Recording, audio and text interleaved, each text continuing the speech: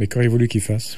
Les catholiques, qu'ils fassent des pétitions, qu'ils fassent des lettres ouvertes dans les journaux, à la rigueur qu'ils fassent une manifestation s'ils veulent à tout prix manifester publiquement leur désaccord, mais décider de s'en prendre à l'œuvre d'art, décider d'attaquer physiquement, de ne plus respecter les codes élémentaires de la civilité, c'est quelque chose, à mon avis, qui est malheureux et qui à terme entretient ce sentiment d'une paix sociale de plus en plus fragilisée. Pourquoi?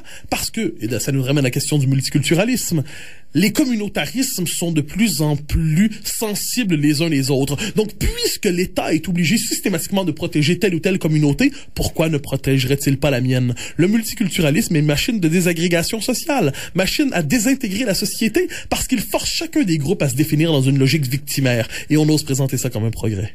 Maintenant, Mathieu, revenons un petit peu aux avant-gardes culturelles. On parle d'intégrisme religieux, mais on parle jamais d'intégrisme artistique et d'intégrisme de la provocation. Parce qu'un intégrisme, forcément, appelle un autre intégrisme à un autre niveau. Donc, c'est pas... Vous placez le niveau, le débat entre le conflit entre différentes religions, si vous voulez, ou entre certaines religions favorisées par rapport à d'autres. Moi, je déplacerai un petit peu les axes de brisure. Il me semble que ces ultra-catholiques réagissent, c'est malheureux ce qu'ils ont fait, mais leur intégrisme répond à un intégrisme inverse de certaines élites culturelles, avant-gardistes, etc., qui se prennent elles-mêmes pour un clergé. Ah ben, il n'y a pas de doute qu'il y a un épuisement indéniable des avant-gardes. Ça, c'est quelque chose qu'il me paraît difficile de contester. Un épuisement, mais l'intégrisme. Oui, ben c'est que cette idée de la provocation pour la provocation. La provocation, pourquoi? Parce que lorsque la capacité créative qui vient, normalement, c'est Philippe Meury qui nous l'avait appris. Hein. Si on relit aujourd'hui Philippe Meury, d'ailleurs, il est réédité récemment.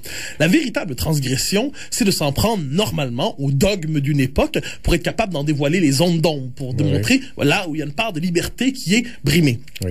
Aujourd'hui, d'une certaine manière, on peut dire que l'art-thérapie qui nous sert d'art officiel, hein, les transgressifs officiels, pour le dire de cette manière. Les mutins de Panurge. Ah oui, pour reprendre la formule de Meury. Alors, cette transgression officialisée, publiquement financée, eh bien, cette transgression officielle est installée au pouvoir et elle sert de légitimation à notre nouvelle société festive, multiculturelle, diversitaire, individualiste et ainsi de suite.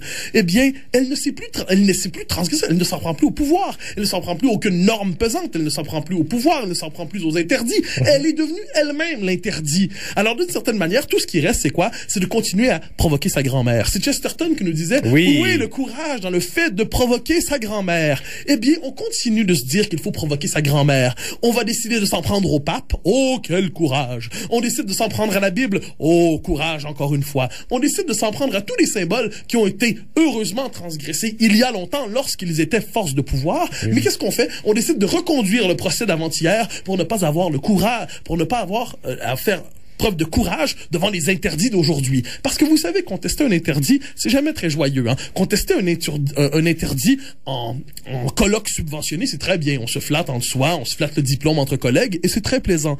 Mais lorsqu'on décide de contester un véritable interdit, on y risque un peu plus que 15 minutes de plaisir ou 15 minutes de sympathie. On risque quelquefois sa carrière, on risque quelquefois sa bonne réputation. Et bien, je constate que nos avant-gardes aujourd'hui sont perpétuellement dans les guerres d'avant-hier, mais sont incapables de regarder la société actuelle, sinon pour célébrer leur propre progrès, sinon pour célébrer leur propre génie créatif. Ça me rappelle une fable de La Fontaine, c'était les animaux malades de la peste. Vous savez, il y a une peste dans la forêt ou dans le monde des animaux, et puis le roi de la forêt, le lion, convoque tout le monde et dit, bah là, chacun s'accuse, évidemment, mais d'un truc gravissime, mais il y a toujours des circonstances atténuantes. L'âne qui arrive, qui est humble, modeste, qui dit, j'avais un petit peu faim, puis j'ai brouté dans le pré du voisin, c'était pas mon herbe à moi, mais elle était bien tendre et bien bonne, et j'avais très faim. Et c'est là l'expression, haro sur le baudet, et tous les animaux tombent à bras raccourcis sur ce pauvre âne. Selon que vous serez puissant ou misérable, les jugements de cour vous rendront blanc ou noir, disait La Fontaine. Oui, c'est très juste. Mais vous savez, je crois que c'est... qui disait récemment, je n'ai pas la référence mais qu'on devait toujours se tourner vers La Fontaine pour trouver maxime ou réflexion à la manière d'un moraliste, de moraliste qui ne se démode pas. Ça m'apparaît tout à fait juste dans les circonstances. Mais voyez bien comment dans notre société, finalement, les puissants passent souvent pour faibles et les faibles passent souvent pour puissants. La victime devient puissante, effectivement. Et voilà, et on a cette société, finalement, qui ayant fait de la victime le statut premier, eh bien, nous sommes gouvernés par des gens qui se présentent comme victimes et nous avons des gens qui subissent ce nouveau régime et qui sont présentés comme des oppresseurs. Mathieu, malgré tout ça, je vous souhaite un joyeuse Pâques, c'est la semaine sainte. Alors, joyeuse Pâques aussi. Et on vous voit donc jeudi prochain. Avec grand plaisir. Merci beaucoup, Mathieu. Au revoir. À la prochaine.